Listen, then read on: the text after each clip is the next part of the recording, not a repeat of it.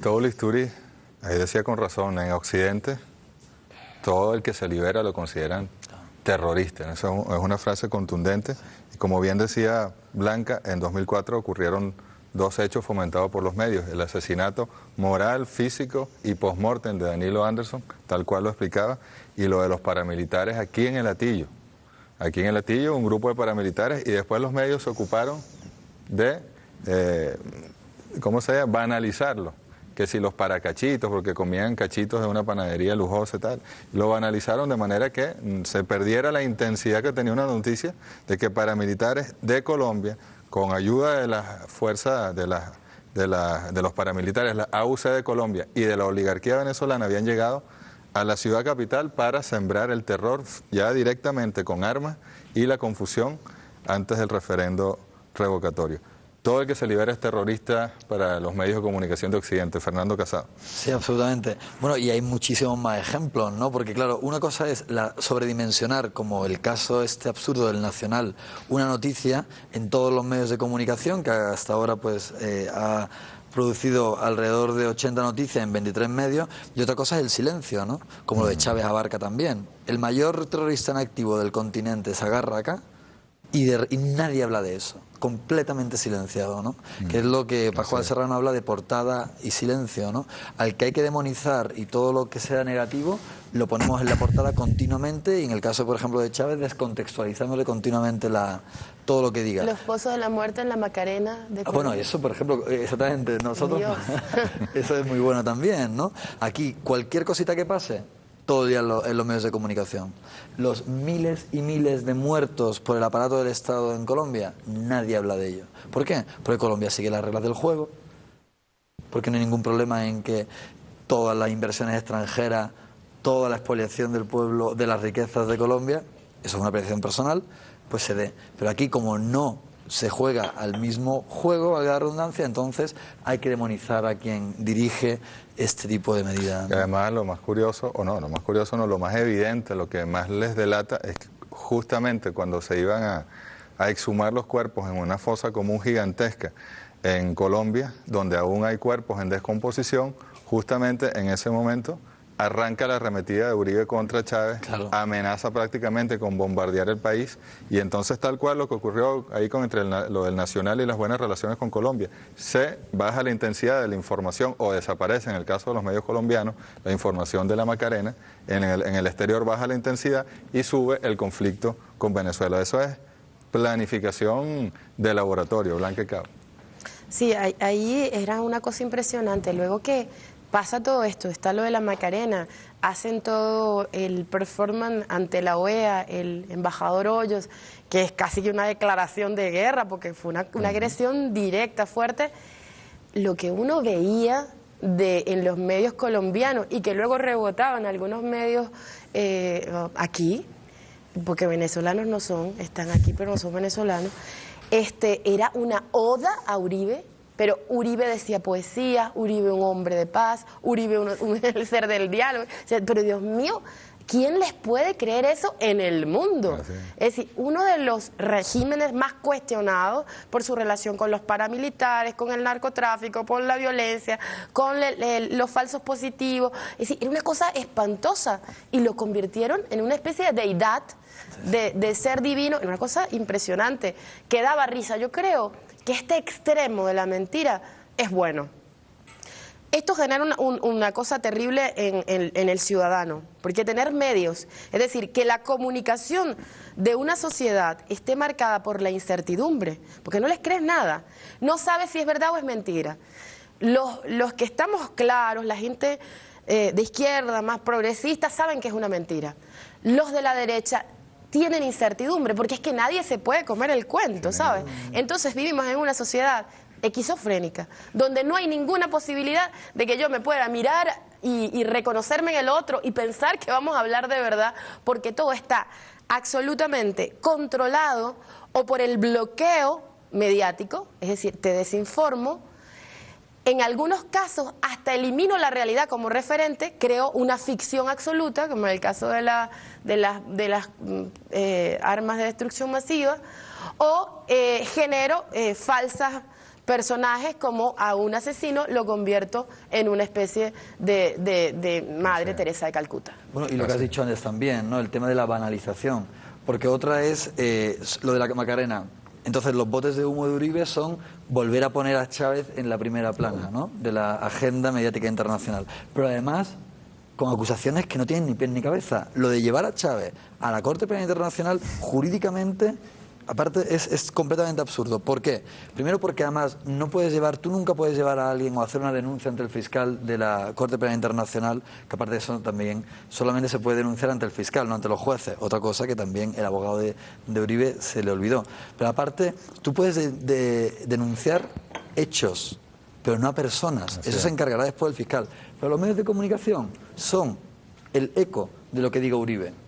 Si Chávez se le hubiera ocurrido decir algo así, enseguida habrían dicho, bueno, qué ridiculez esa denuncia, no va a ir a ningún lado porque no sé qué.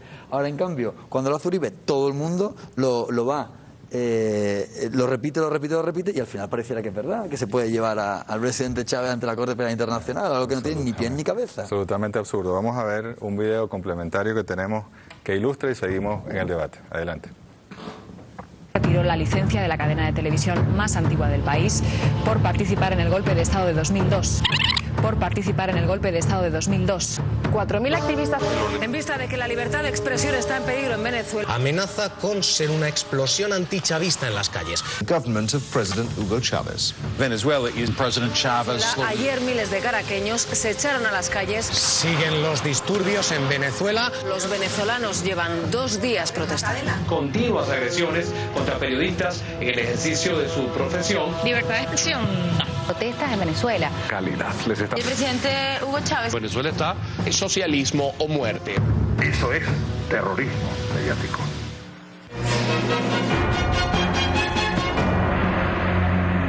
Fíjense, esta semana el sistema de formación socialista Simón Rodríguez del partido redactó un comunicado, un llamado al pueblo de Venezuela. Es muy extenso, pero para leer 2 de los llamados en sus numerales. El primero: llamamos al pueblo a estar alerta ante la pretensión de la burguesía de generar un ambiente de pánico social para ganar espacios políticos en la Asamblea Nacional, demostrando que son capaces de apelar a cualquier medio para satisfacer sus ambiciones. No volverán.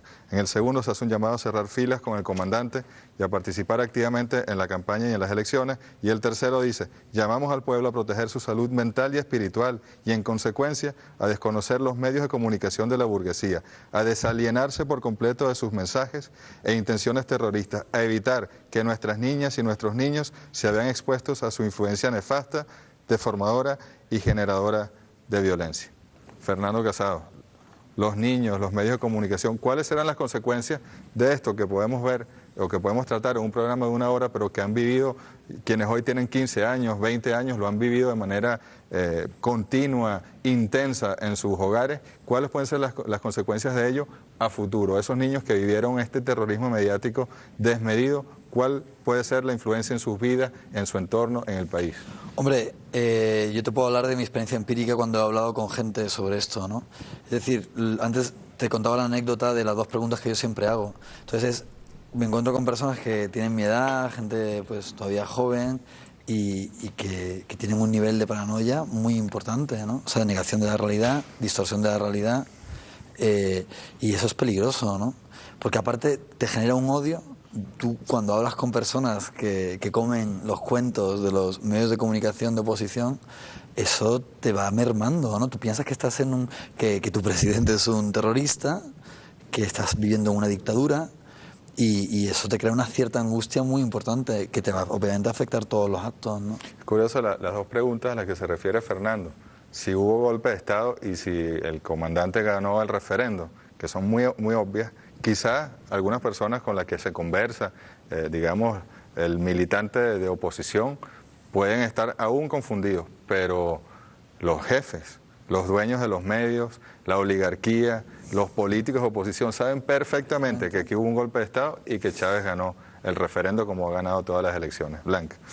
Bueno, yo creo que es importante ver ejemplos como Ecuador, Bolivia. Es decir, toda la satanización, por ejemplo, de Evo Morales, un indígena, Un indígena dentro de toda la cultura y dentro de todo lo que es un poder mediático que siempre invisibilizó a los pobres, o los invisibilizaba o los criminalizaba, pero jamás estaban o aparecían en los medios como reivindicados, protagonistas, ¿no? Entonces, de repente, toda la campaña contra el Evo al inicio, que era primero el líder cocalero, pero luego empezaron ya a convertirlo en una especie de narcotraficante, asociarlo no solamente la imagen indígena, que ya ellos para ellos era suficiente estigma, sino entonces asociarlo al tema de la droga, no de la coca como la hoja sagrada de una cultura ancestral, sino como ellos, productores de cocaína, entonces asociando al Evo con esto. Sin embargo, el pueblo de Bolivia derrotó a los medios, derrotó la campaña, derrotó la amenaza de la embajada norteamericana que decía: si votan por el indio, no les vamos a seguir dando la dádiva. Y derrotan todo eso a punta de la certeza y la convicción y una comunicación que rebasa el poder mediático. La comunicación humana tiene puentes que van más allá del fetiche de los medios, del fetiche de la cámara, del fetiche de la pantalla, del fetiche del micrófono. La comunicación humana está muy ligado a lo que es la vida en sociedad, a lo que es la palabra como la única, como la expresión de nuestro pensamiento, y que solo fue, y la única razón de que existe es para construir y no para destruir, es para establecer lazos, nexos, vínculos, encuentros. Entonces creo que decía esto en el caso de Bolivia, que puede ser lo mismo que en Ecuador, pero para nosotros fue fundamental como experiencia esa comunicación el 13 de abril.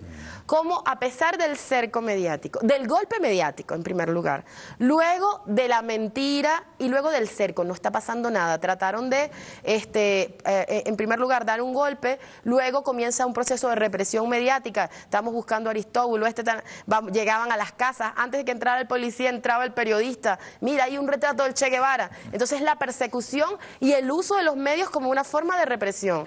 Y luego, cuando empieza la rebelión del pueblo, entonces el bloqueo de la información, la desinformación, la mentira, la comiquita, Disney en la pantalla.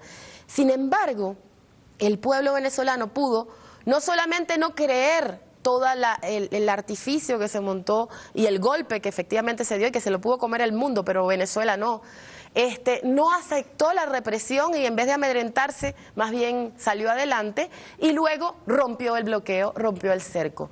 A partir de una comunicación que rebasa la manipulación y el poder mediático. Si no es por esa fuerza de la conciencia, de la historia de los pueblos, porque parte de lo que es la lógica capitalista es la de la instantaneidad. No hay nada antes ni pensamos en lo que va a pasar después. La razón capitalista es: yo uso todo, pero no mido consecuencias y tampoco busco causas.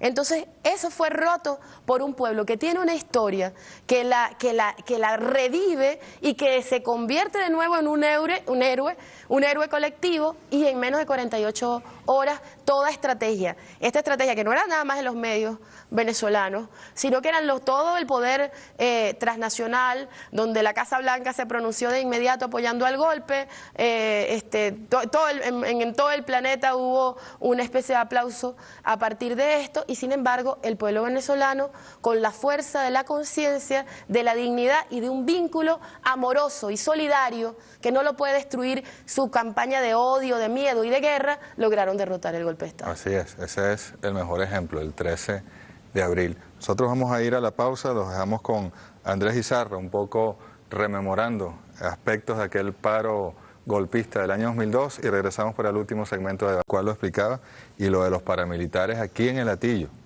Aquí en el Hatillo, un grupo de paramilitares, y después los medios se ocuparon de, ¿cómo se llama?, banalizarlo. Que si los paracachitos, porque comían cachitos de una panadería lujosa y tal, lo banalizaron de manera que se perdiera la intensidad que tenía una noticia de que paramilitares de Colombia, con ayuda de la fuerza de los paramilitares, la AUC de Colombia y de la oligarquía venezolana, habían llegado a la ciudad capital para sembrar el terror ya directamente con armas y la confusión antes del referendo revocatorio. todo el que se libera es terrorista para los medios de comunicación de Occidente. Fernando Casado. Sí, absolutamente. Bueno, y hay muchísimos más ejemplos, ¿no? Porque claro, una cosa es sobredimensionar, como el caso este absurdo del Nacional, una noticia en todos los medios de comunicación, que hasta ahora pues ha producido alrededor de 80 noticias en 23 medios, y otra cosa es el silencio, ¿no? Como lo de Chávez Abarca también. El mayor...